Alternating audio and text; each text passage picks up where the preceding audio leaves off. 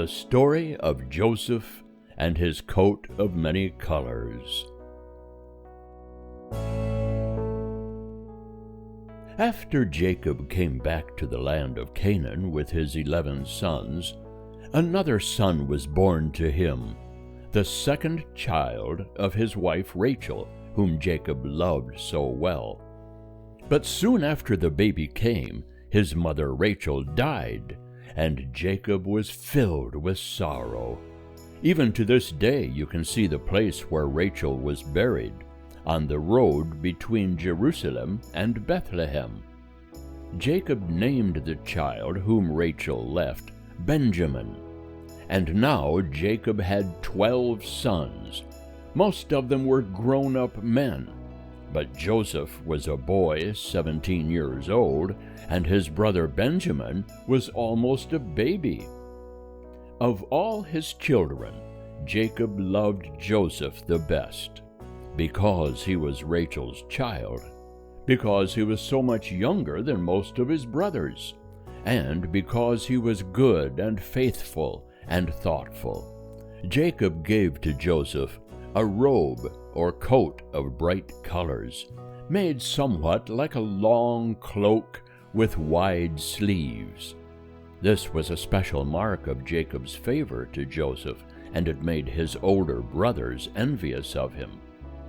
Then, too, Joseph did what was right, while his older brothers often did very wrong acts, of which Joseph sometimes told their father, and this made them very angry at Joseph. But they hated him still more because of 2 strange dreams he had, and of which he told them. He said one day, "Listen to this dream that I have dreamed. I dreamed that we were out in the field binding sheaves, when suddenly my sheaf stood up, and all your sheaves came around it and bowed down to my sheaf."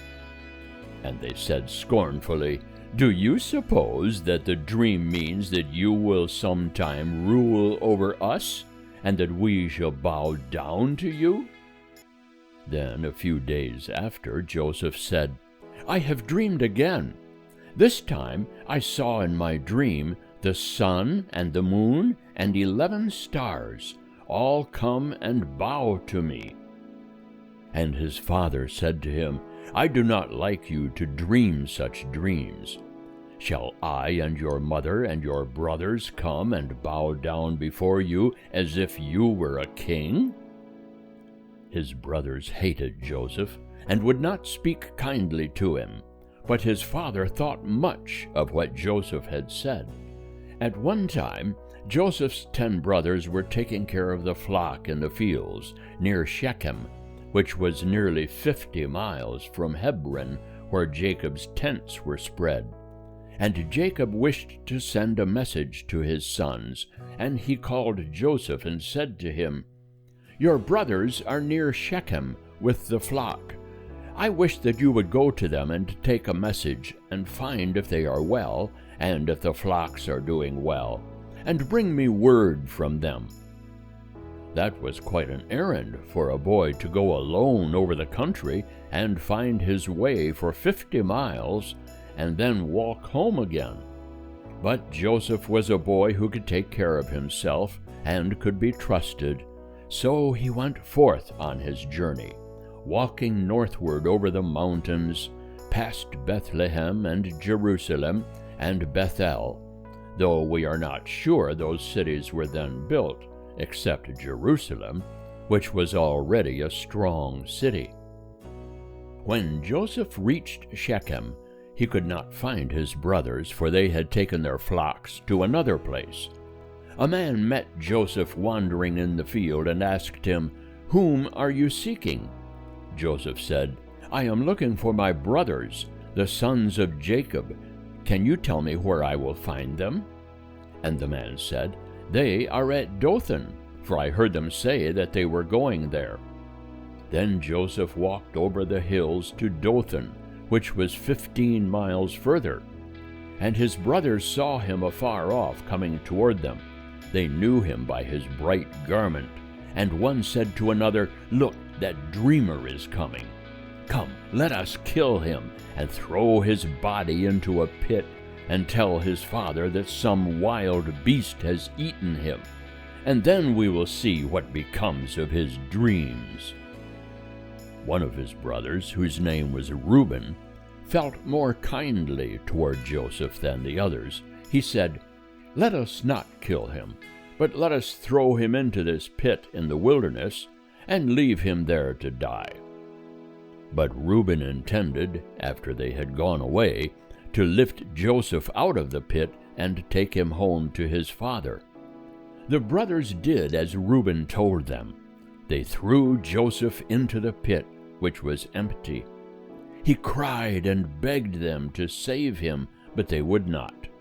They calmly sat down to eat their dinner on the grass, while their brother was calling to them from the pit.